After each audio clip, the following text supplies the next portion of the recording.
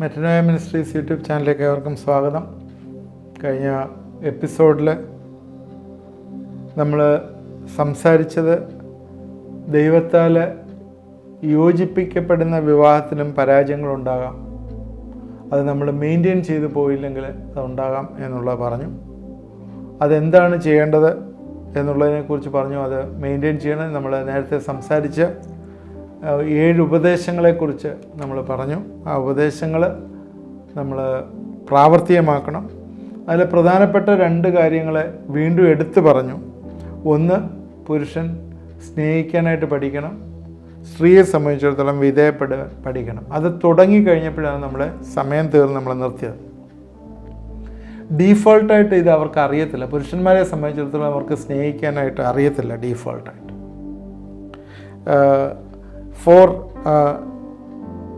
പുരുഷന്മാരെ സംബന്ധിച്ചിടത്തോളം the expression of love towards women is primarily for sex.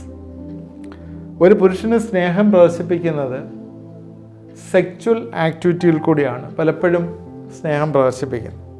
സഹോദരിമാർ പറയുന്നത് പലപ്പോഴും കേട്ടിട്ടുണ്ടാകും, കാര്യം കഴിയുന്നവരേ ഉള്ളൂ സാറേ, അതുവരെ എന്ത് സ്നേഹമാണ്, അത് കഴിഞ്ഞാൽ കണ്ട ഭാവമില്ല എന്നൊക്കെ പറയുന്ന പലപ്പോഴും നമ്മൾ കേട്ടിട്ടുണ്ടാവും. എന്നാൽ എല്ലാ സമയത്തും സ്ത്രീയെ സ്നേഹിക്കേണ്ട ഒരു ഉത്തരവാദിത്വമുണ്ട്. അത് ചെയ്യാനായിട്ട് പുരുഷന്മാർക്ക് പലപ്പോഴും പ്രയാസമാണ്. അതുകൊണ്ടാണ് അതൊരു കമാൻഡായിട്ട് തന്നിരിക്കുന്നത്. എഫേസ്യർ 5:25 ഭർത്താക്കന്മാരെ ക്രിസ്തുവും സഭയെ സ്നേഹിച്ച പോലെ നിങ്ങളുടെ ഭാര്യമാരെ സ്നേഹിക്കും. അതിന് ഒത്തിരി മീനിങ് ഉണ്ട് ആ സ്നേഹത്തിന്. ക്രിസ്തു സഭയെ എങ്ങനെയാണ് സ്നേഹിച്ചത്? നമ്മളത് സ്നേഹത്തിൻ്റെ കാര്യം പറഞ്ഞപ്പം അത് എടുത്ത് പറഞ്ഞതാണ്. ഉള്ള നെഗറ്റീവ്സ് എല്ലാം മനസ്സിലാക്കി ലോകത്തെ സ്നേഹിച്ച്, കർത്താവ് ലോകത്തെ സ്നേഹിച്ച്, ലോകത്തെ ഇഷ്ടപ്പെട്ടിട്ടാണോ സ്നേഹിച്ചത്?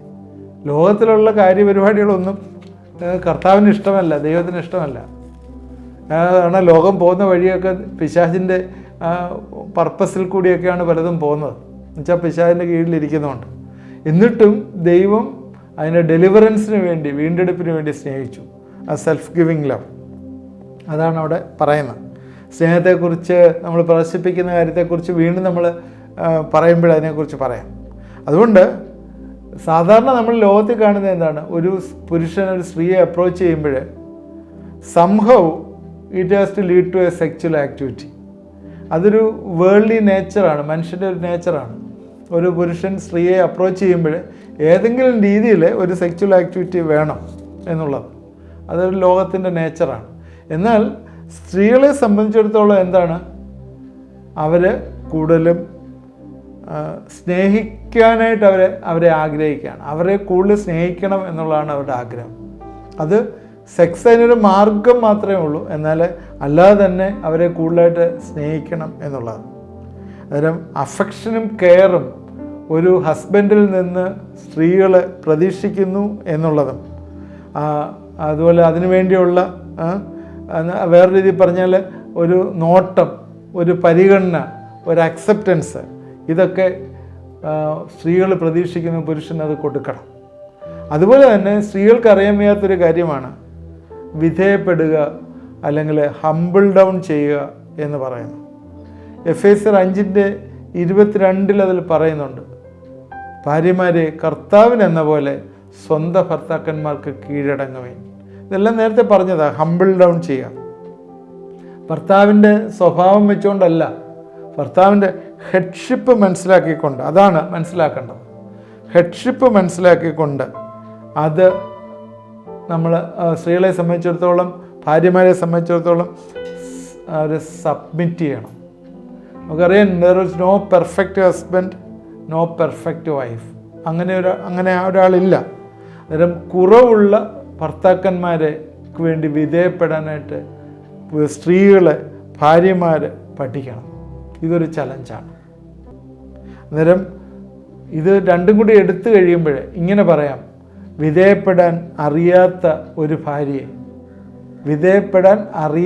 ഭാര്യയെ സ്നേഹിക്കാനും, ഭർത്താവിനെ സംബന്ധിച്ചിടത്തോളം വിധേയപ്പെടാൻ അറിയാത്തൊരു ഭാര്യയെ സ്നേഹിക്കാനും, സ്നേഹിക്കാൻ അറിയാത്തൊരു ഭർത്താവിന് വിധേയപ്പെടാനും കഴിയുമ്പോഴാണ് അവിടെ കുടുംബജീവിതത്തിൽ വലിയൊരു സക്സസ് വരുന്നത്. 2 പ്രധാനപ്പെട്ട ഒരു കാര്യം മാത്രമേ പറഞ്ഞുള്ളൂ. ഇതിനകത്ത് വേറെ ഒരുപാട് കാര്യങ്ങളുണ്ട്. നമുക്കറിയാം, എപ്പോഴും പഴയ നിയമത്തിലായാലും ന്യൂ ടെസ്റ്റ്മെൻ്റ് പീരീഡിലായാലും ഇപ്പോഴായാലും തന്നെ തഴയപ്പെടുന്ന ഒരു വിഭാഗമാണ് സ്ത്രീകളെന്ന് പറയുന്നത്. പലപ്പോഴും പഴയ നിയമത്തിലും പുതിയ നിയമത്തിലും ഒക്കെ ഉണ്ട്, സ്ത്രീകളുടെ എണ്ണം കൂട്ടിയിട്ട് പോലുമില്ല പലതിലും. അതിനകത്ത് എന്താ അതിന് കാരണമെന്ന് പലപ്പോഴും ചിന്തിച്ചിട്ടുണ്ടോ? ബൈബിളിലുള്ള കാരണമല്ല, ഞാൻ ചില കാരണങ്ങൾ കണ്ടുപിടിച്ചിട്ടുണ്ട്. ബൈബിളിൽ നിങ്ങളത് അക്സെപ്റ്റ് ചെയ്യുന്നോ ഇല്ലയോ എന്ന് എനിക്കറിയത്തില്ല. സ്ത്രീയും സാത്താനും ശത്രുക്കളാണ്. സ്ത്രീയും സാത്താനും ശത്രുക്കളാണ്. അതെന്താണ് കാര്യമെന്ന് അറിയത്തില്ല. സ്ത്രീകളെ സംബന്ധിച്ചിടത്തോളം പുരുഷന്മാരുടെ ഹെഡ്ഷിപ്പിന് കീഴിലിരുന്ന് വിധേയപ്പെട്ടിരുന്ന് അവരെ സക്സസ്ഫുൾ ആക്കുന്നത് സ്ത്രീയാണ്. എപ്പോഴും അത് മനസ്സിലാക്കുക. പുരുഷന്മാരെ സക്സസ്ഫുൾ ആക്കുന്നത് സ്ത്രീയാണ്.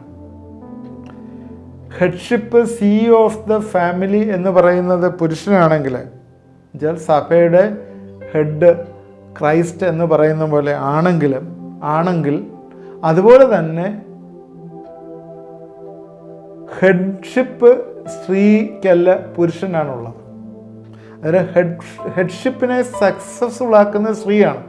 നമ്മൾ അന്ന് പറഞ്ഞു നമ്മുടെ സദൃശവാക്യം 31 അധ്യായം മുഴുവൻ നമ്മൾ വായിച്ച് നോക്കുമ്പോൾ അതിനകത്ത് ക്ലിയറായിട്ട് പറഞ്ഞിട്ടുണ്ട് how A women make her husband successful എന്ന് പറയുന്നുണ്ട്.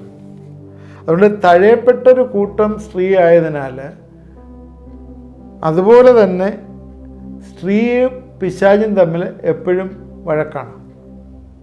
എന്താ കാര്യം എന്ന് വെച്ചാൽ ഓരോ ജനറേഷനും കുഞ്ഞുങ്ങൾ പുറത്ത് വരുന്ന സ്ത്രീയിൽ കൂടിയാണ്.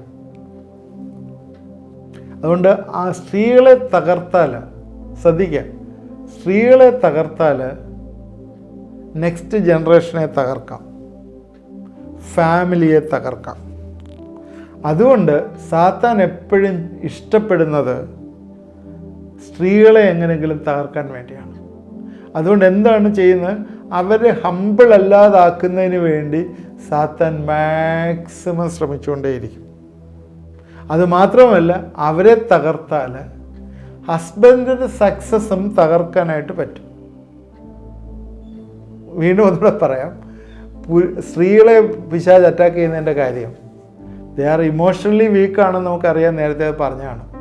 അത് മാത്രവുമല്ല, ഇമോഷണലി വീക്കാവുന്ന മാത്രമല്ല, അടുത്ത തലമുറ അവരിൽ കൂടി വരുന്നതിനാൽ അവരെ പിടിച്ച് അവരെ തകർത്ത് കഴിഞ്ഞാൽ അവരെ മാത്രമല്ല തകർക്കുക, അവരെ ഭർത്താവിനെയും തകർക്കാം, ആ കുടുംബത്തെയും തകർക്കാം, കുഞ്ഞുങ്ങളെയും തകർക്കാം. ഇത് പിശാചിനറിയാം. അതുകൊണ്ട് പിശാച് ഏറ്റവും കൂടുതൽ ഇന്ന് തകർക്കുന്ന സ്ത്രീ സമൂഹത്തെയാണ്. നിങ്ങൾക്ക് അതിന് എതിരായിട്ട് എന്തെങ്കിലും ഒരു കമൻ്റ് ഉണ്ടെങ്കിൽ നിങ്ങൾക്ക് അതിനകത്തിടാം. ഒരു പുരുഷൻ മദ്യപിക്കാനുള്ള കാരണം പോലും, മദ്യപാനത്തിൽ കണ്ടിന്യൂ ചെയ്യുന്നതിൻ്റെ കാരണം പോലും ഞാൻ മനസ്സിലാക്കുന്ന എൻ്റെ സ്റ്റേറ്റ്മെൻറ്റ് പ്രാർത്ഥിക്കാത്തൊരു സ്ത്രീ ഉള്ളതുകൊണ്ടാണെന്നാണ്. അതുകൊണ്ട് സ്ത്രീകളെ തകർത്ത് കഴിഞ്ഞാൽ കുടുംബത്തെ തകർക്കാനായിട്ട് പറ്റും. സ്ത്രീകളെ സംബന്ധിച്ചിടത്തോളം വേറെ ഒരു വലിയൊരു കഴിവുള്ളത് അവർക്ക് ഭയങ്കര ഡിസേൺമെൻ്റാണ്. ഡിസേൺമെൻറ്റ് കൂടിയതുകൊണ്ടായിരിക്കും ദൈവവചനത്തിൽ അന്ന് സംശയിച്ചത്. ഹവ്വായോടൊരിക്കൽ പിശാച് എന്നിട്ട് സാക്ഷാൽ ഇത് ദൈവം കൽപ്പിച്ചിട്ടുണ്ടോ എന്ന് ചോദിച്ചപ്പം സ്ത്രീ പറയുന്ന ഉത്തരങ്ങൾ ഒത്തിരി കാര്യങ്ങളുണ്ട്. ബൈബിളിൽ ദൈവം പറയാത്ത കാര്യം കൂടെ പറഞ്ഞു.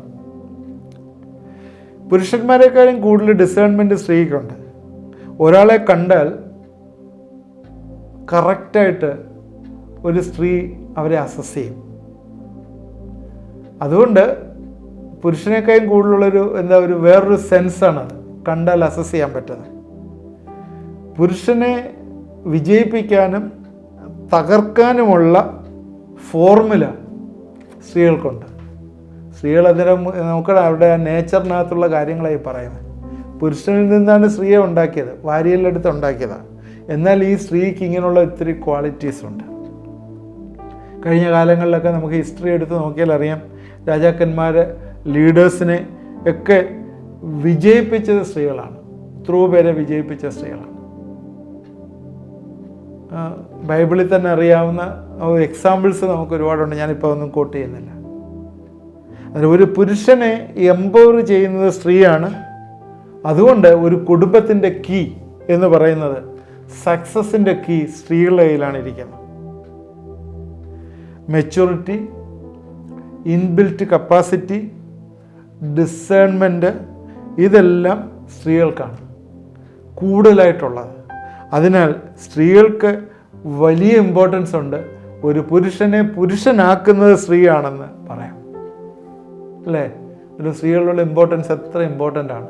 അത് ഇതെല്ലാം കേട്ട് കഴിയുമ്പോഴത്തേക്ക് സ്ത്രീകളെ സംബന്ധിച്ചിടത്തോളം എനിക്കാണ് ഇതിന് കഴിവ്, എനിക്കാണ് കാര്യങ്ങൾ ചെയ്യാനായിട്ട് പറ്റുന്നത്, ഞാനല്ലേ കുഞ്ഞുങ്ങളെ വളർത്തുന്നത്, ഞാനല്ലേ കുഞ്ഞുങ്ങൾക്ക് ജന്മം കൊടുക്കുന്നത് എന്നൊക്കെ പറഞ്ഞിട്ട്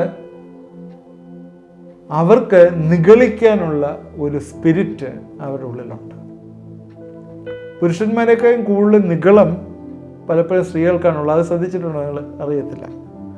ശ്രദ്ധിച്ചു നോക്കിയാൽ അറിയാം. കൂടുതൽ നിഗളം പല രീതിയിൽ അവർ നിഗളിക്കാനുള്ള പല കാരണങ്ങളുണ്ട്, അവർക്ക് കൂടുതലുണ്ട്. അതുകൊണ്ട് ദൈവം അവരോട് കൽപ്പിക്കുന്ന കാര്യം, നിങ്ങൾ വിധേയപ്പെടണം, നിങ്ങൾ ഹമ്പിളാകണം എന്നുള്ളതാണ്. അപ്പോൾ പുരുഷനെ സംബന്ധിച്ചിടത്തോളം എന്താണ്? സ്നേഹിക്കാനുള്ള കപ്പാസിറ്റി അവനില്ല. അതുകൊണ്ട് അവനോട് പറയുന്നത് നിങ്ങൾ സ്നേഹിക്കണം എന്നുള്ളതാണ്. ഇനിയും വിക്കഡായിട്ടുള്ളൊരു പുരുഷനെ സംബന്ധിച്ചിടത്തോളം, എന്ന് വെച്ചാൽ ദുഷ്ടനായിട്ടുള്ളൊരു പുരുഷനെ സംബന്ധിച്ചിടത്തോളം, വിക്കഡായിട്ടുള്ള സ്ത്രീയാണ് കിട്ടാനുള്ള സാധ്യത കൂടുതൽ. അത് ആ രീതിയിലാണ്, നമുക്ക് പറഞ്ഞിട്ട് കാര്യമില്ല. വിക്കഡായിട്ടുള്ള പുരുഷൻ്റെ തിങ്കിങ് പാറ്റേൺ, അവൻ്റെ നോട്ടം ഒക്കെ എപ്പോഴും ആ രീതിയിലായിരിക്കും. സൗന്ദര്യവും കൂടുതൽ സൗന്ദര്യവും കൂടുതൽ സ്വത്തും കൂടുതൽ പ്രതാപവും കൂടുതൽ എൻജോയബിളും ഒക്കെ ആയിട്ടുള്ള സ്ത്രീയായിരിക്കും കല്യാണത്തിന് പ്രിഫർ ചെയ്യുന്നത്. അവരുടെ വിധേയപ്പെടലും ഒന്നുമല്ല പ്രധാനമായിട്ടുള്ള വിഷയം. അതുകൊണ്ട് വിക്കഡായിട്ടുള്ളൊരു പുരുഷനെ സംബന്ധിച്ചിടത്തോളം ഒരു ദുഷ്ടയായിട്ടുള്ളൊരു സ്ത്രീയെയാണ് കിട്ടാനുള്ള സാധ്യത. സ്ത്രീകളെക്കുറിച്ച് ഇത്രയും എടുത്ത് പറയാനായിട്ടുള്ളൊരു കാര്യം എന്താണെന്ന് ചിലപ്പം നിങ്ങൾ ചിന്തിച്ചേക്കാം. കാരണം വിധേയപ്പെടുന്ന അല്ലെങ്കിൽ സബ്മിറ്റ് ചെയ്യുന്ന ഒരു സ്ത്രീയുള്ള കുടുംബം എപ്പോഴും അനുഗ്രഹിക്കപ്പെട്ടിരിക്കുന്നതായിട്ട് കാണാം. അവിടെ ഭർത്താക്കന്മാരെ സംബന്ധിച്ചിടത്തോളം അവർ ഒരു വലിയ ഒരു സക്സസ്സിൽ കൂടി പോകുന്നതായിട്ട് കാണാൻ പറ്റും. അവർക്ക് സ്നേഹിക്കാൻ അറിയത്തില്ലെങ്കിൽ കൂടി സ്നേഹം പഠിപ്പിക്കാനായിട്ട്, സ്നേഹം ഏത് രീതിയിലാണ് പോകേണ്ടതെന്നുള്ളത് മനസ്സിലാക്കാനായിട്ട് സ്ത്രീകളുടെ പ്രവൃത്തി കൊണ്ട് കഴിയും. ഈവൻ ചില കേസുകളിൽ പോലും രക്ഷിക്കപ്പെടാത്ത അല്ലെങ്കിൽ ഡീവിയേറ്റ് ചെയ്തു പോകുന്ന പുരുഷന്മാരെ ദൈവസന്നിധിയിലേക്ക് നടത്താനായിട്ട് സ്ത്രീകൾക്ക് കഴിയും. ഇതൊക്കെ തന്നെ ഡൈവേഴ്സ് ഇല്ലാതെ ഇരിക്കാനുള്ള കാരണമായി തീരുന്നു. പലപ്പോഴും എന്താണ് കാണുന്നത്? ഈ സെൽഫിഷ് നേച്ചർ, അല്ലെങ്കിൽ ദൈവത്തിന് വേണ്ട രീതിയിൽ സബ്മിറ്റ് ചെയ്യാതെ ഇരിക്കുന്ന, ഭർത്താവിന് വേണ്ട രീതിയിൽ സബ്മിറ്റ് ചെയ്യാതെ ഇരിക്കുന്ന സ്ത്രീകളെ സംബന്ധിച്ചിടത്തോളം അവരാദ്യം, കാരണം അവരങ്ങനെ പഠിച്ചിട്ടില്ല, അവരുടെ വീട്ടിലങ്ങനെ പഠിച്ചിട്ടില്ല. അവരുടെ അമ്മ അല്ലെങ്കിൽ അവരത് അമ്മയല്ലേ കണ്ടു പഠിക്കുന്നത്, അമ്മ അങ്ങനെ ചെയ്തിട്ടില്ല വീട്ടിൽ. അങ്ങനെ കണ്ടുപഠിച്ച് വരുന്ന ചില സ്ത്രീകളെ സംബന്ധിച്ചിടത്തോളം അവരാദ്യം പറയുന്നത് എനിക്ക് യോജിച്ചു പോകാൻ പറ്റത്തില്ല. ഇന്ന് നിസ്സാര കാര്യങ്ങളിലായിരിക്കും എനിക്ക് യോജിച്ചു പോകാൻ പറ്റത്തില്ല, അതുകൊണ്ട് എനിക്ക് അവിടുന്ന് പിരിയണം എന്നുള്ളൊരു ചിന്ത. ആ ഒരു ചിന്ത തന്നെ പൈശാചികമായിട്ടുള്ള ചിന്തയാണ്. അവൾ എന്താണ് ചെയ്യേണ്ടതായിരുന്നു? അവൾ സബ്മിറ്റ് ചെയ്യണം. നേരത്തെ നമ്മൾ പറഞ്ഞ പോലെ സ്നേഹിക്കാൻ അറിയാത്ത ഒരു ഭർത്താവിന് വിധേയപ്പെടണം. അത് വലിയ പ്രയാസമാണ് സ്ത്രീകളെ സംബന്ധിച്ചിടത്തോളം.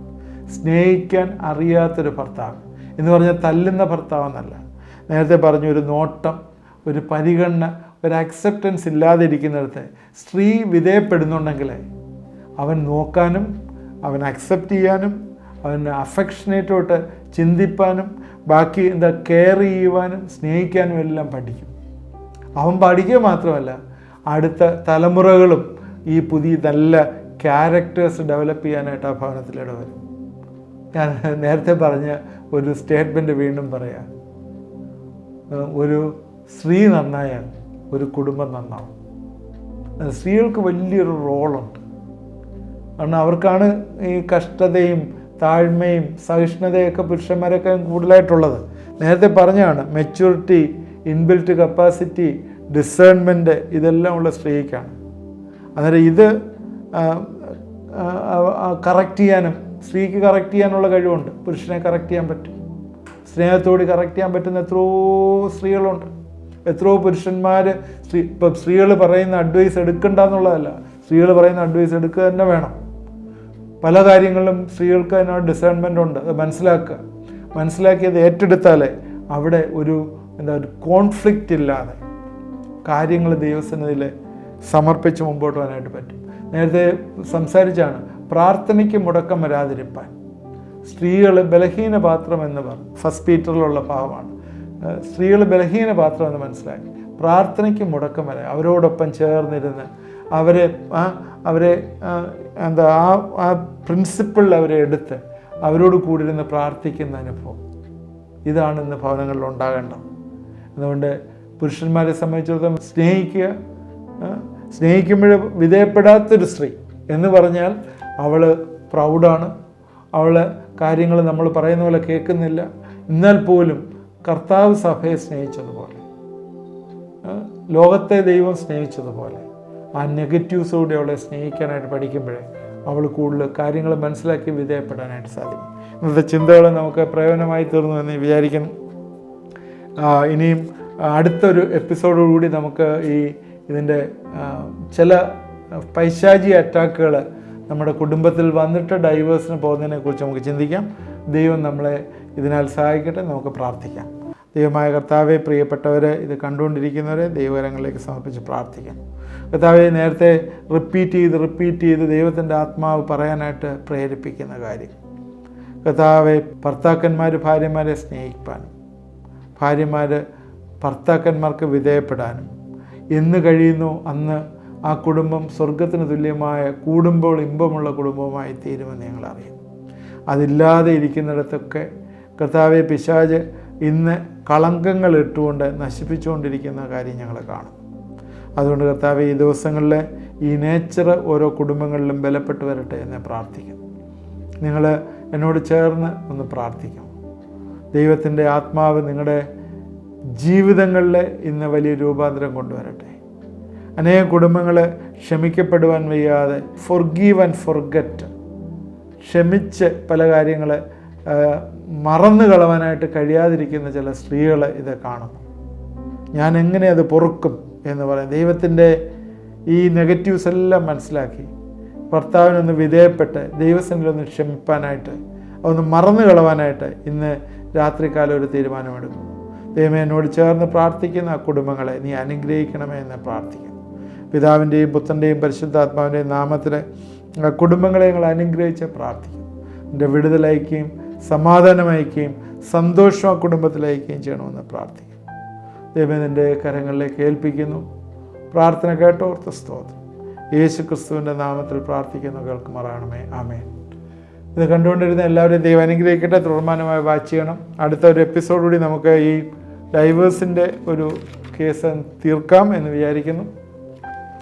അതുപോലെ തന്നെ എന്തെങ്കിലും നിങ്ങൾക്ക് ഡൗട്ട്സ് ഉണ്ടെങ്കിൽ നിങ്ങൾ ഇട്ടാൽ വീണ്ടും അടുത്ത എപ്പിസോഡിൽ അതിന് ഉത്തരം തരുന്നതാണ്. ഇത് ആദ്യമായിട്ട് കാണുന്നവർ സബ്സ്ക്രൈബ് ചെയ്യുക, നിങ്ങളുടെ ഫ്രണ്ട്സിന് ഷെയർ ചെയ്ത് കൊടുക്കുക. ഫാമിലി പ്രയർ റിക്വസ്റ്റുകൾ അതിൽ അയച്ചു തന്നാൽ നിങ്ങൾക്ക് വേണ്ടി പ്രാർത്ഥിക്കുന്നതാണ്. ദൈവം നമ്മളെല്ലാവരെയും അനുഗ്രഹിക്കട്ടെ.